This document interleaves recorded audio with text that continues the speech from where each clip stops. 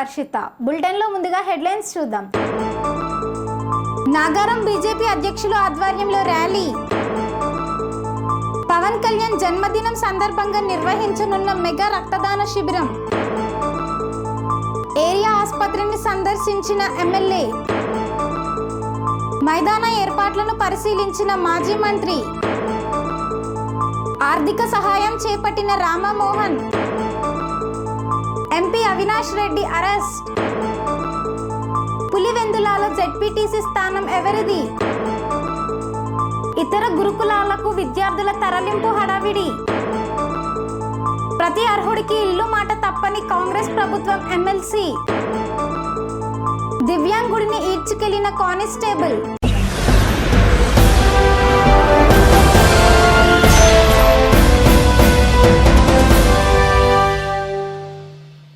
Nagaram municipality BJP అధ్యక్షులు ఆధ్వర్యంలో Har Ghar Tiranga rally ఘనంగా నిర్వహించారు. మేడ్చల్ మల్కాజ్గిరి జిల్లా నాగారం మున్సిపాలిటీ బీజేపీ అధ్యక్షులు కొండపోయిన నాగరాజ్ యాదవ్ ఆధ్వర్యంలో నాగారంలో హర్ ఘర్ తిరంగా ర్యాలీని ఘనంగా చేపట్టారు. ఈ కార్యక్రమంలో బీజేపీ కార్యకర్తలు, పలు కాలనీ అసోసియేషన్ సభ్యులు పెద్ద ఎత్తున పాల్గొని భారత్ మాతాకి జై అనే నినాదాలతో ర్యాలీలో పాల్గొన్నారు. ఈ సందర్భంగా ముఖ్య అతిథిగా విచ్చేసిన బీజేపీ జిల్లా అధ్యక్షులు బుద్ధి శ్రీనివాస్ మాట్లాడుతూ సైనికుల త్యాగాలను ఎల్లప్పుడూ గుర్తు చేసుకుంటూ వారికి అన్ని విధాల మద్దతు తెలపడం మన కర్తవ్యమన్నారు. ప్రతి భారతీయుడిలో దేశభక్తి, ఐక్యతాభావం పెంపొందించేందుకు నరేంద్ర మోదీ ప్రభుత్వం కృషి చేస్తోందన్నారు. ప్రతి పౌరుడు ఈ స్వాతంత్ర దినోత్సవం రోజున తన ఇంటి పైభాగంలో త్రివర్ణ పతాకాన్ని ఎగరవేయాలని సూచించారు. ముఖ్య అతిథిగా విచ్చేసిన మాజీ మున్సిపల్ చైర్మన్ కౌకుట్ల చంద్రారెడ్డి మాట్లాడుతూ భారతదేశం ప్రపంచంలో 4వ స్థానానికి ఎదగడం గర్వకారణం. త్వరలోనే మన దేశం విశ్వగురు స్థానాన్ని సాధిస్తుంది. దీనికి ప్రధాన కారణం ప్రధాని నరేంద్ర మోదీ కృషి, దృఢ సంకల్పమని పేర్కొన్నారు. సైనికుల త్యాగాలను గుర్తు చేసుకుంటూ ప్రతి భారతీయుడు స్వాతంత్ర దినోత్సవాన్ని ఉత్సాహంగా జరుపుకోవాలన్నారు. దేశ సార్వభౌమత్వాన్ని కాపాడడం మనందరి బాధ్యత అని తెలిపారు. ఈ కార్యక్రమంలో మేడ్చల్ నియోజకవర్గం కంటెస్టెడ్ ఎమ్మెల్యే ఏనుగు సుదర్శన్ రెడ్డి, బోగారం మాజీ ఎంపీటీసీ సింగిరెడ్డి వెంకటరెడ్డి, మాజీ జెడ్పీటీసీ మునిగంటి సురేష్ తదితరులు పాల్గొన్నారు.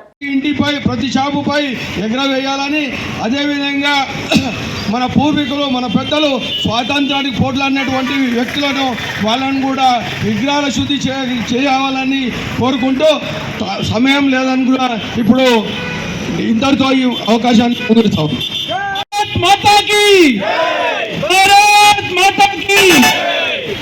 నాగారం మున్సిపాలిటీ అధ్యక్షుడైనటువంటి నాగరాజ్ ఆధ్వర్యంలో హర్ ఘర్ తిరంగా యాత్ర పెద్ద ఎత్తున నిర్వహించిన ఈ బీజేపీ కార్యకర్తలకు, పెద్దలందరికీ కూడా ఈ కార్యక్రమానికి అతిథులుగా వచ్చేసిన శ్రీనివాస్ గారికి, మాజీ చైర్మన్ చంద్రారెడ్డి గారికి, వెంకటరెడ్డి గారికి, శ్యామ్ సుందర్ గారికి, మరియు నాగరాజ్ గారికి, మహేందర్ గారికి, శ్రీనివాస్ గారికి, సురేష్ గారికి, మా మహిళా తల్లులకు ప్రతి ఒక్కరికి స్వాతంత్ర దినోత్సవ శుభాకాంక్షలు ముందుగా తెలియజేస్తా ఉన్నాను. ఈరోజు హర్ ఘర్ తిరంగా యాత్ర ముఖ్య ఉద్దేశం ఏంటంటే గత 10-11 సంవత్సరాలుగా నరేంద్ర మోడీ గారి నాయకత్వంలో భారతదేశం ఈరోజు ప్రపంచంలో గొప్ప దేశంగా పరిగణించబడతా ఉంది. కాబట్టి ప్రతి ఒక్కరికి మన జాతీయత గురించి కానీ, మన స్వాతంత్ర పోరాటంలో అమరులైన దాదాపుగా 6 లక్షల మంది మన దేశం కోసం ప్రాణాలు అర్పించారు. అటువంటి గొప్ప వ్యక్తులని నిరంతరం స్మరించుకోవడం ద్వారా మన దేశభక్తిని చాటుకోవాలని చెప్పి నరేంద్ర మోడీ గారి ఆదేశానుసారం ఈరోజు దేశంలో ప్రతి ఒక్కరూ జెండా 15 ఆగస్టు రోజు ప్రతి ఇంటిపై కానీ, ప్రతి షాపులపై కానీ జెండా ఎగరేయాలనే ఉద్దేశంతో ఈ యాత్ర నిర్వహిస్తా ఉన్నాము. ఏదేమైనా కూడా ఈరోజు పహల్గాం దాడి అనుకోండి, ఈరోజు దేశాన్ని అస్థిరపరచడానికి ఉగ్రవాదుల దాడి నుంచి ప్రాణాలు అర్పించిన మన ఆర్మీ జవాన్లకు నిజంగా కూడా మనం ఎప్పుడు స్మరించుకోవాల్సిన అవసరం ఉంది. కాబట్టి మనం ఈ హర్ ఘర్ తిరంగా యాత్ర ద్వారా ప్రతి ఒక్కరిని దేశభక్తి వైపు మలిచే విధంగా ప్రయత్నం చేయాలి. ప్రతి ఒక్కరు ఈ కార్యక్రమాన్ని దిగ్విజయం చేయాలని కోరుకుంటూ నాకు ఈ మంచి అవకాశం కల్పించిన నాగారం మున్సిపల్ శాఖ అందరికీ ధన్యవాదాలు తెలియజేస్తా ఉన్నాను. భారత్ మాతాకి. ఈరోజు నాగారం మున్సిపాలిటీలో జరుగుతున్నటువంటి హర్ ఘర్ తిరంగా యాత్రకు ఇచ్చేసినటువంటి నాగారం మున్సిపల్ ప్రజలందరికీ కూడా మరి మన నాయకులకు అందరికి పేరున నేను వాళ్ళ శుభాకాంక్షలు తెలియజేస్తూ మరి ఈరోజు మన మేడ్చల్ జిల్లాలో ఉదయం నుంచి ర్యాలీలు నడుస్తూ ఉన్నాయి. మరి ఏంటంటే ఈ ర్యాలీ ముఖ్య ఉద్దేశం మరి గౌరవనీయులు ప్రధానమంత్రి నరేంద్ర మోడీ గారు చేపట్టినటువంటి ఈ తిరంగా యాత్ర మరి ప్రతి భారతదేశంలో ప్రతి ఇంటి పైన ఈ జాతీయ జెండా ఎగరాలన్న ఉద్దేశంతో ఈ కార్యక్రమం నిర్వహిస్తూ ఉన్నాం. మరి అదేవిధంగా మనం ఈ కార్యక్రమాలు వివిధ రకాలుగా కార్యక్రమాలు చేస్తూ ఉన్నాం. మరి ఈరోజు తిరంగా యాత్ర మరి రేపు మరి జాతీయ నాయకులైనటువంటి మరి నాయకుల పరిసర ప్రాంతాల్లో మరి స్వచ్ఛ భారత్ చేసి వాళ్ళ విగ్రహాలను శుద్ధి చేసి మరి పూజలు చేసి మరి పూలాలంకరణ చేయాలని పార్టీ నిర్ణయించింది. మరి అదేవిధంగా ఇంకో కార్యక్రమము స్వతంత్ర సమరయోధుల ఇళ్లలో కానీ మరి ఇక్కడ చనిపోయినటువంటి ప్రాంతాలలో సైనికుల ఇళ్లలో కానీ మరి కుటుంబ సభ్యులను గౌరవించి వారికి శాల్వలతో కానీ పూలతో సత్కరించాలి.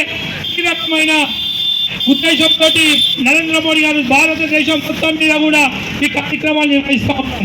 మరి అదేవిధంగా ప్రతి యువకునికి దేశభక్తి జాతీయ భావాలు తెలిసే విధంగా ఈ కార్యక్రమాలు మనం చేస్తూ ఉన్నాం. మరి ప్రతి ఒక్కరు కూడా ఈ 15th ఆగస్టు వరకు కూడా అందరం ఇలాంటి కార్యక్రమాలు ఇలాంటి శుభాకాంక్షలు చెప్తూ గ్రామాలలో ఈ మున్సిపాలిటీ కార్పొరేషన్లో కూడా ఈ కార్యక్రమం తీసుకోవడం జరిగింది. మరి కార్యక్రమంలో పాల్గొన్న పవన్ కళ్యాణ్ జన్మదినం సందర్భంగా గల్ఫ్ జనసేన కువైట్ ఆధ్వర్యంలో మెగా రక్తదాన శిబిరం నిర్వహించనున్న జనసేన గల్ఫ్ కన్వీనర్ కంచన శ్రీకాంత్.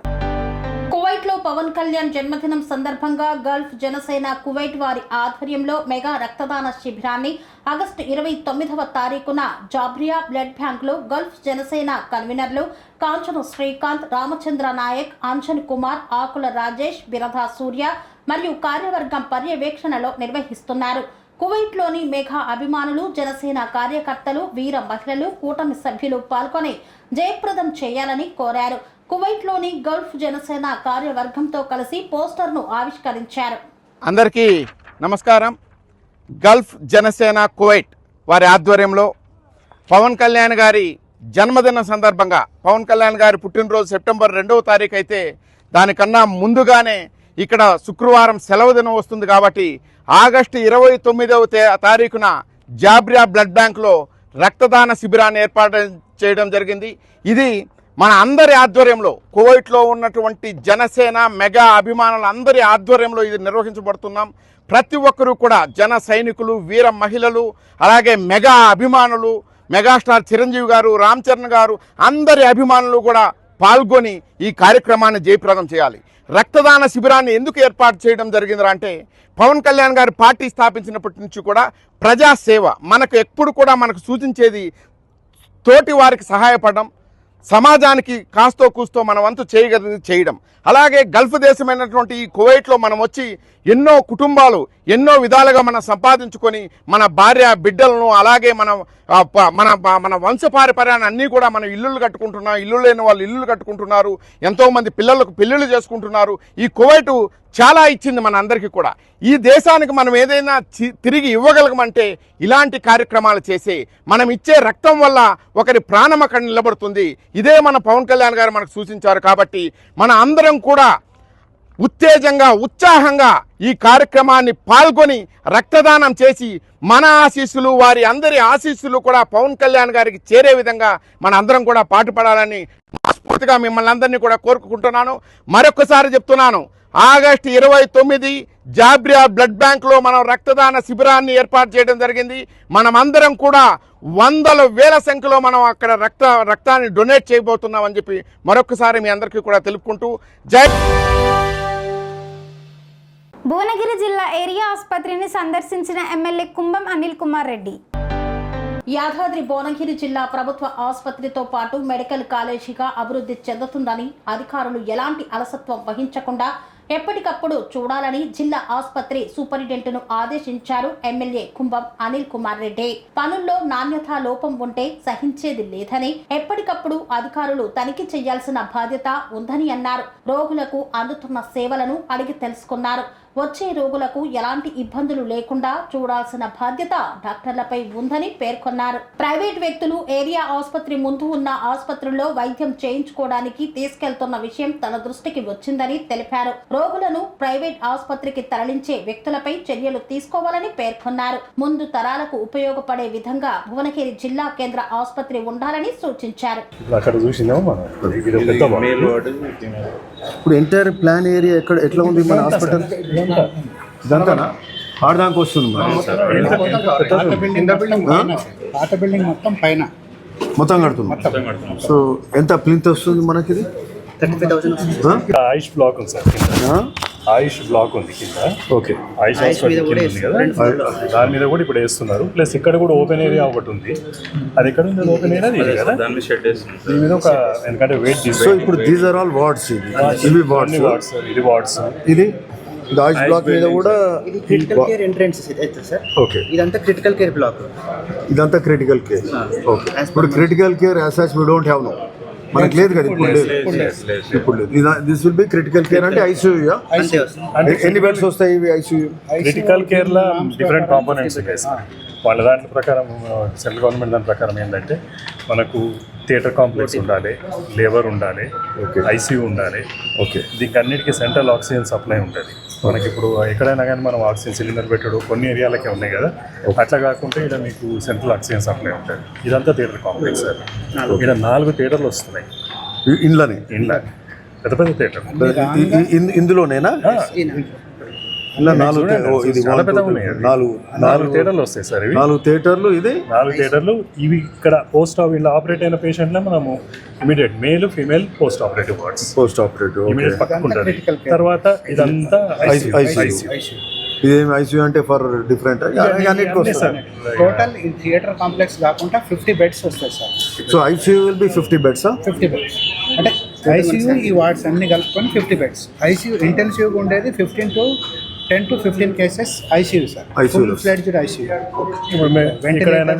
ఇలా కూడా వార్డ్స్. ఇప్పుడు ఇది ఎక్స్టెన్షన్ మనకి. ఇది వార్డ్సా ఐసీయూ? లేదు సార్, వార్డ్ అయితే ఈ 3 ఐసీయూ. ఇది ఐసీయూ. ఐసీయూ అంటే ఎన్ని ఉన్నాయి చూడండి మీరు. లైక్ 4 12 3 36 ఉన్నాయి. Around 36 beds. ఇది పోస్ట్ ఆపరేటివ్ థియేటర్ కాంప్లెక్స్. ఇవన్నీ wards, male ward, female ward. Wards అంటే ఇక్కడ ఒక 100 వరకు వస్తాయి. ఇవన్నీ కలిపి 100 బెడ్స్ వస్తాయి. 100 బెడ్స్. ఇదేమంటారు? ఇది క్రిటికల్ కేర్ ఎంట్రన్స్ అయితే సార్. క్రిటికల్ కేర్ అంటే ఏముంటుంది ఇలా? వాటర్ ఇది already this we are talking critical. ఇది లేదు సార్. ఇది ఏంటంటే ఇమీడియట్లీ పేషెంట్ ట్రయాజింగ్ అనమాట. సీరియస్ కేసు వస్తుంది. రాగానే ఆక్సిజన్ పెట్టుడు, స్టెబిలైజ్ చేసి అప్పుడు షిఫ్ట్ చేస్తాం కన్సర్న్ డిపార్ట్మెంట్. ఇక్కడ ఇదేంది? ఇక్కడ కొన్ని డాక్టర్ రూమ్స్, చాలా చిన్న ఏరియా ఉంది. ఇక ప్లేస్ లేదు మనకి. అట్లా పోదాం పరా. అయితే అవి ఇక్కడ సర్వీసెస్ కూడా దెబ్బతింటాయి. దీనికి అది కంపల్సరీ చేయాలి సార్. ఏది ఆయన చెప్పినట్టు డ్రైనేజ్ కానీ సిస్టమ్ ప్లస్ ఈ సీపేస్తో ఏమైనా అంటే ఇప్పుడు అన్ని ఇవన్నీ అయినాయి సార్. ఇవన్నీ కూడా డి గారు ఉన్నారు కదా, మీరు ఈ కింది 2 ఫ్లోర్లకు కూడా ఎస్టిమేషన్ చేయండి. Like you have to revamping or redoing whatever, plumbing, electricity, leakages, any such things, ఈ టాయిలెట్స్, ఏది అవసరం ఉంటే అది చేయాలి. ఎందుకంటే నా పైన మన టోటల్ ఎస్టిమేషన్ ఎంత మనది ఇప్పుడు పైన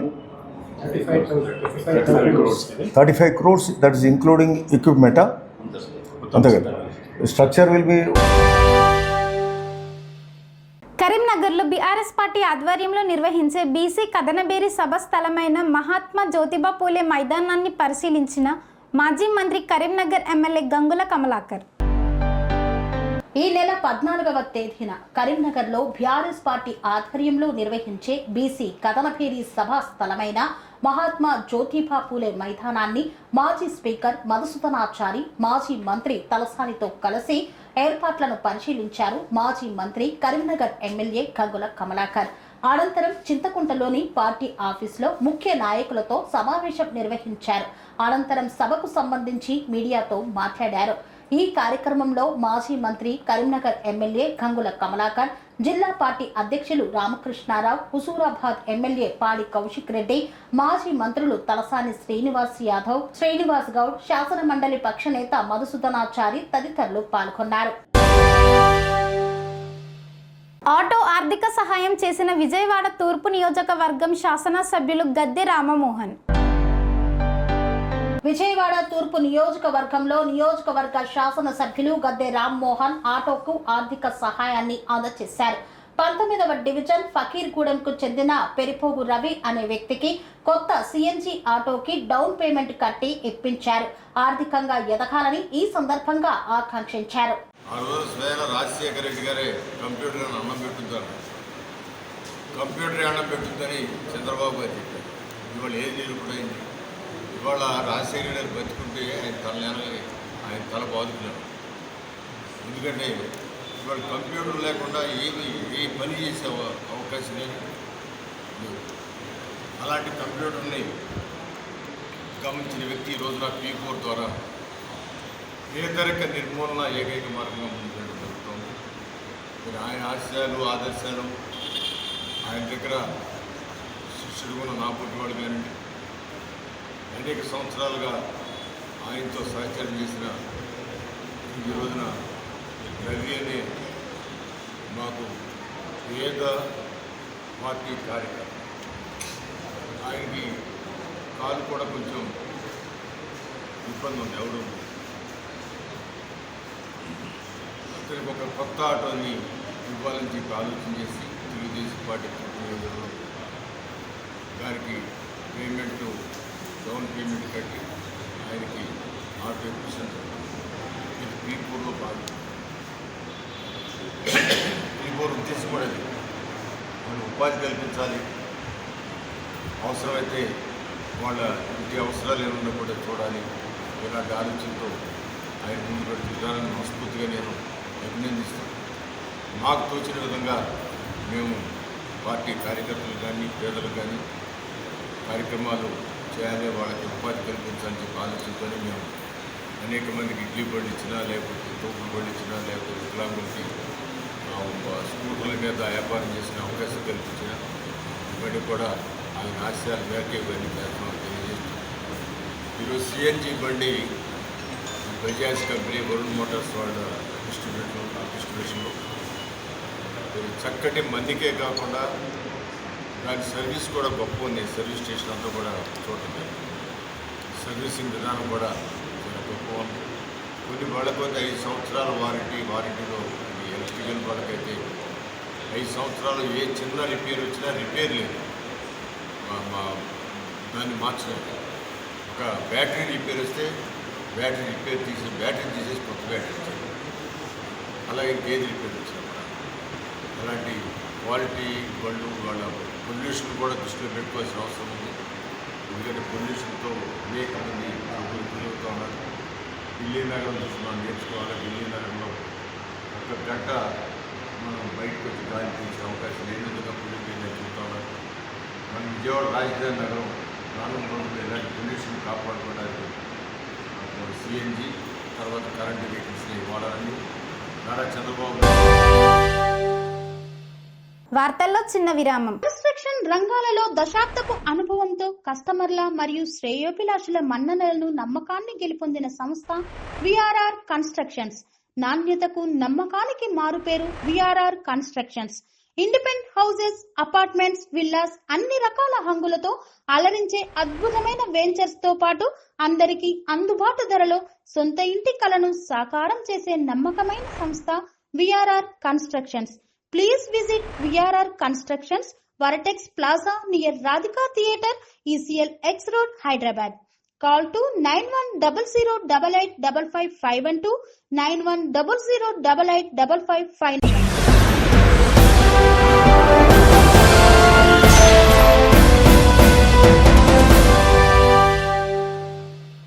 తిరిగి వార్తలకు స్వాగతం. పులివెందులలో హైటెన్షన్ నెలకొంది. పులివెందుల జెడ్పీటీసీ ఉప ఎన్నిక సందర్భంగా ఎంపీ అవినాష్ రెడ్డిని అరెస్టు చేసిన పోలీస్ అధికారులు. కడప జిల్లా పులివెందులలో హైటెన్షన్ నెలకొంది. పులివెందుల జెడ్పీటీసీ ఉప ఎన్నిక సందర్భంగా ఎంపీ అవినాష్ రెడ్డిని పోలీసులు అరెస్టు చేశారు. వైఎస్ఆర్సీపీ నాయకులు ఎంపీ అవినాష్ రెడ్డి ఇంటి వద్దకు పెద్ద సంఖ్యలో చేరుకున్నారు. దీంతో ఎంపీ అవినాష్ రెడ్డి ఇంటి వద్ద ఉద్రిక్తత పరిస్థితులు నెలకొన్నాయి. ఎంపీ అవినాష్ రెడ్డిని పోలీసులు అరెస్టు చేసి కడపకు తరలించారు. ఈ ఎన్నికలు ప్రశాంతంగా నిర్వహించేందుకే పోలీసులు ముందస్తు అరెస్టు చేస్తున్నారు.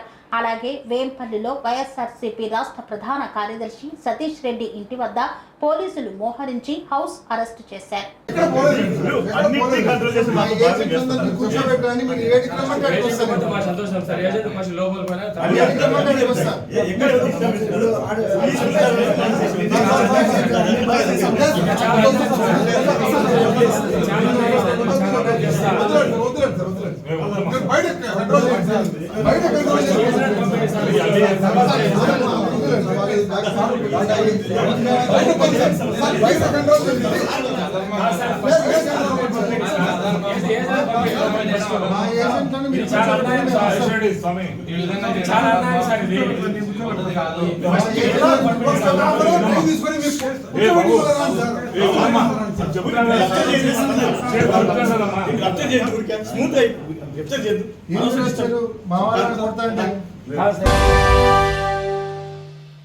పులివెందులలో జెడ్పీటీసీ ఉప ఎన్నిక హీట్గా కొనసాగుతోంది. జెడ్పీటీసీ స్థానం నీదా నాదా అంటూ సమరం మొదలైంది. కడప జిల్లా పులివెందులలో జెడ్పీటీసీ ఉప ఎన్నిక అత్యంత ఉత్కంఠంగా కొనసాగుతోంది. జెడ్పీటీసీ స్థానం నీదా నాదా అంటూ సమరం మొదలైంది.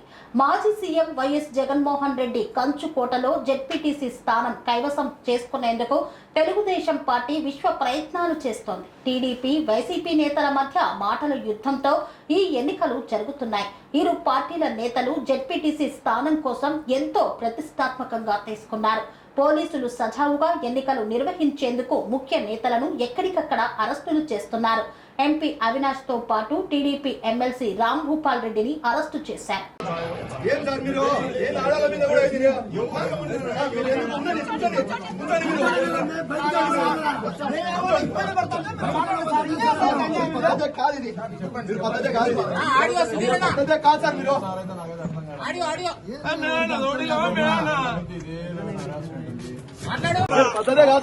మీరు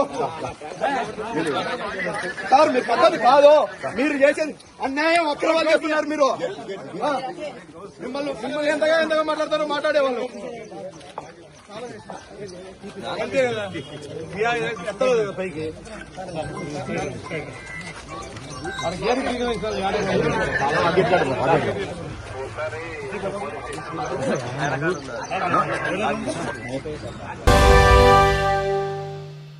సిర్పురిటి మండల కేంద్రంలోని భయానక పరిస్థితుల్లో నిలిచిన సాంఘిక సంక్షేమ బాలుర గురుకుల పాఠశాల భవనం. కొమరం భీం ఆసిఫాబాద్ జిల్లా సిర్పుర్టి మండల కేంద్రంలోని సాంఘిక సంక్షేమ బాలుర గురుకుల పాఠశాల భవనం ప్రస్తుతం భయానక పరిస్థితుల్లో నిలిచింది. ఇటీవల కురిసిన భారీ వర్షాలతో పాత భవనం మరింత శిథిలావస్థకు చేరుకుంది. పైకప్పు పెచ్చులు ఒకదాని తర్వాత ఒకటి ఊడి పడుతుండటంతో విద్యార్థులు ఇబ్బంది పడుతున్నారు. ఎప్పుడెప్పుడు భవనం కూలిపోతుందేమోనన్న భయంతో గడుపుతున్నారు. విద్యార్థుల ప్రాణ భద్రతను దృష్టిలో ఉంచుకొని ఉన్నత అధికారుల ఆదేశాల మేరకు పాఠశాల ప్రిన్సిపల్ శ్రీనివాసరావు హుటాహుటిన 497 మంది విద్యార్థులను ఇతర ప్రాంతాల గురుకులాలకు తరలించారు. అందులో 5 నుండి 7వ తరగతి వరకు చదివే 229 మంది విద్యార్థులను ఆసిఫాబాద్కి, 8వ తరగతి చదివే 66 మందిని జైపూర్కి, 9 మరియు 10వ తరగతులు చదివే 141 మందిని బెల్లంపల్లి సిఈఓకి, సిఈసి మొదటి సంవత్సరం, ద్వితీయ సంవత్సరం చదివే 47 మందిని బెల్లంపల్లి కాశీపేట్కి, ఎంఈసి ద్వితీయ సంవత్సరం చదివే 14 మందిని కోరుట్లకు తరలించారు. విద్యార్థులతో పాటు ఉపాధ్యాయులను, అధ్యాపకులను కూడా ఆయా ప్రాంతాలకు 33 మందిని పంపించినట్లు సమాచారం. ప్రిన్సిపల్ వివరణ ప్రకారం శిథిలమైన ఈ భవనాన్ని పూర్తిగా కూల్చివేసి కొత్త భవన నిర్మాణం చేపట్టనున్నట్లు తెలిపారు. తాత్కాలికంగా కాగజ్నగర్లో భవనాన్ని అద్దెకు తీసుకోవాలని భావిస్తున్నప్పటికీ ప్రస్తుతం తల్లిదండ్రుల అనుమతితో విద్యార్థులను తాత్కాలికంగా ఇతర ప్రాంతాలకు తరలించామన్నారు. అయితే సంవత్సరం మధ్యలోనే విద్యార్థులను వేరే గురుకులాలకు పంపించడం తల్లిదండ్రులలో ఆందోళన కలిగించింది. కొత్త వాతావరణంలో మళ్లీ అలవాటు పడే వరకు విద్యార్థుల చదువుకు అంతరాయం కలుగుతుందన్న భయం వారిని వెంటాడుతోంది. అనేక మంది తల్లిదండ్రులు ఈ తరలింపు తాత్కాలిక పరిష్కారం మాత్రమేనని, త్వరితగతిన కొత్త భవన నిర్మాణానికి చర్యలు చేపట్టాలని ప్రభుత్వాన్ని డిమాండ్ చేస్తున్నారు. ఈ సంఘటన ప్రభుత్వం విద్యా సంస్థల మౌలిక వసతుల పట్ల నిర్లక్ష్యాన్ని బహిర్గతం చేస్తోంది. భవనం శిథిలావస్థలో ఉంది. పలుసార్లు జిల్లా కలెక్టర్, విద్యాశాఖ అధికారులు తనిఖీ చేసినా పట్టించుకోలేదు. పట్టించుకొని ఉంటే మరమ్మతులు లేదా పునర్నిర్మాణం ముందుగానే జరిగి ఉండేది. ఇప్పుడు హుటాహుటిన తరలింపుతో విద్యార్థుల చదువు, భవిష్యత్తు రెండూ ప్రమాదంలో పడ్డాయి. విద్యార్థుల ప్రాణాలు ఇలా చివరి క్షణంలో రక్షించుకోవాల్సిన పరిస్థితి ఎందుకు వచ్చింది? ప్రభుత్వం, సాంఘిక సంక్షేమ శాఖ ముందుగానే ఎందుకు చర్యలు తీసుకోలేదు?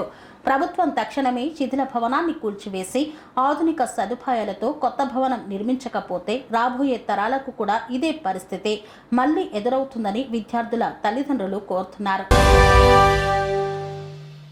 సిర్పురిటి గ్రామ పంచాయతీ పరిధిలో నిరుపేదలకు ఆశాకిరణంగా ఇందిరమ్మ ఇళ్ల పథకం మరో అడుగు ముందుకు వేసింది. కొమరంభీం ఆసిఫాబాద్ జిల్లా సిర్పుర్టి గ్రామ పంచాయతీ పరిధిలో నిరుపేదలకు ఆశాకిరణంగా ఇందిరమ్మ ఇళ్ల పథకం మరో అడుగు ముందుకు వేసింది. మొదటి విడతలో మంజూరైన ఇళ్ల నిర్మాణానికి భూమి పూజను ఎమ్మెల్సీ దండే విఠల్ స్వయంగా నిర్వహించారు. ఈ సందర్భంగా ఆయన మాట్లాడుతూ ప్రతి అర్హుడి కలల గృహాన్ని దశలవారీగా అందించేది కాంగ్రెస్ ప్రభుత్వం అన్నారు. ఇచ్చిన హామీ, చెప్పిన మాట తప్పకుండా నిలబెడతామని ఘాటుగా పేర్కొన్నారు. ప్రభుత్వంలోకి వచ్చిన వెంటనే ప్రజల కోసం ఇచ్చిన 6 గ్యారంటీలను వరుసగా అమలు చేస్తున్నామని ఆయన తెలిపారు. పథకాల కోసం ఎవరు మధ్యవర్తులు, దళారులను ఆశ్రయించవద్దని స్పష్టమైన సందేశం ఇచ్చారు. ప్రభుత్వం నేరుగా లబ్ధిదారుల ఖాతాల్లోనే నగదు జమ చేస్తుందన్నారు. ఎవరిని వెంబడించవద్దు, ఎవరికీ 1 రూపాయి కూడా ఇవ్వవద్దని ప్రజలకు సూచించారు. భూమి పూజ అనంతరం లబ్ధిదారుల చేతుల్లో మంజూరు పత్రాలను అందచేస్తూ వారి ముఖాల్లో ఆనందం వెల్లివిరిసింది. కొత్త ఇల్లు కల సాకారం అవుతున్నందుకు మహిళలు, వృద్ధులు, కార్మికులు ఉత్సాహంతో ఎమ్మెల్సీకి కృతజ్ఞతలు తెలిపారు. కాలనీల్లో పర్యటించిన MLC Dande Vithal railway station వెళ్లే ప్రధాన రహదారిపై డ్రైనేజీ నిర్మాణానికి కృషి చేస్తానని భరోసానిచ్చారు. బస్టాండు పరిసరాల్లో సెంట్రల్ లైటింగ్ ఏర్పాటు కోసం ప్రతిపాదనలు సిద్ధం చేస్తున్నామని వెల్లడించారు. ప్రజల అవసరాలు తెలుసుకొని వాటిని తక్షణమే పరిష్కరించడానికి తాము సిద్ధంగా ఉన్నామని ఎమ్మెల్సీ హామీ ఇచ్చారు. ఈ క్రమంలో కమిటీ సభ్యులు Tulasiram, Rajanna, Sohail Ahmed, Afsar Ahmed, Muktagir Hussain, MPDO Satyanarayana, AE Shakiuddin, EO Tirupati తదితరులు పాల్గొన్నారు. సమస్య పరిష్కారం కోసం జగిత్యాల జిల్లా కలెక్టరేట్లో ప్రజావానికి వచ్చిన దివ్యాంగుడిని ఈడ్చుకెళ్లిన పోలీస్ కానిస్టేబుల్. జగిత్యాల జిల్లా కలెక్టరేట్లో నిర్వహించిన ప్రజావాణి కార్యక్రమంలో పోలీసులు అత్యుత్సాహాన్ని ప్రదర్శించారు. తన ఇంటికి సంబంధించిన సమస్య పరిష్కారం కోసం జగిత్యాల జిల్లా కలెక్టరేట్లో ప్రజావానికి వచ్చిన మల్లాపూర్ మండలం ముత్యంపేటకు చెందిన దివ్యాంగుడు రాజా గంగారాంను కలెక్టర్ వస్తున్నాడని దివ్యాంగుడిని ఈడ్చుకెళ్లిన పోలీసులు చూసి చూడనట్టు వెళ్లిపోయిన కలెక్టర్ సత్యప్రసాద్. ఇంతటితో వార్తలు సమాప్తం. మరిన్ని అప్డేట్స్ కోసం చూస్తూనే ఉండండి TN9 టీవీ. స్వామి బోధానంద గోసేవ ఆశ్రమం సైథాపూర్. జ్యోతిష్యం, వాస్తుశాస్త్రం మన పూర్వీకులు మనకిచ్చిన వరం. దుర్గాదేవి, కాలభైరవ ఉపాసనతో వాక్సిద్ధి పొందిన శ్రీ శ్రీ బోధానందగిరి స్వామివారు మీకు ఎలాంటి సమస్యలున్నా, వాటిలో ముఖ్యంగా ధన నష్టం, ఆరోగ్య నష్టం, భార్యాభర్తల మధ్య గొడవలు, ప్రేమించుకున్న వారు దూరం అవడం, ఎన్ని సంబంధాలు వచ్చినా పెళ్లి ముడి పడకపోవడం, రోడ్డు ప్రమాదాలు, అప్పుల బాధలు, వ్యవసాయంలో నష్టాలు, పెద్దల మాట పిల్లలు వినకపోవడం, ఆరోగ్య శాంతి, గృహశాంతి, మనశ్శాంతి లేకపోవడం, ఇలాంటి సమస్యలు ఉన్నట్లయితే ఒక్కసారి స్వామీజీని కలవండి. మీ సమస్యలకు తగిన పరిష్కారాన్ని పొందండి. అంతేకాక అన్ని రకాల వ్యాధులకు గోపంచకవ్య మరియు మూలికా వైద్యం చేయబడును. నమ్మకంతో రండి, ఆయురారోగ్యాలతో వర్ధిల్లండి. మా అడ్రస్ స్వామి బోధానంద గోసేవ ఆశ్రమం సైథాపూర్, వీరభద్రస్వామి గుడి దగ్గర, యాదగిరిగుట్ట. సంప్రదించవలసిన నెంబర్ 9849213754 మరియు 961803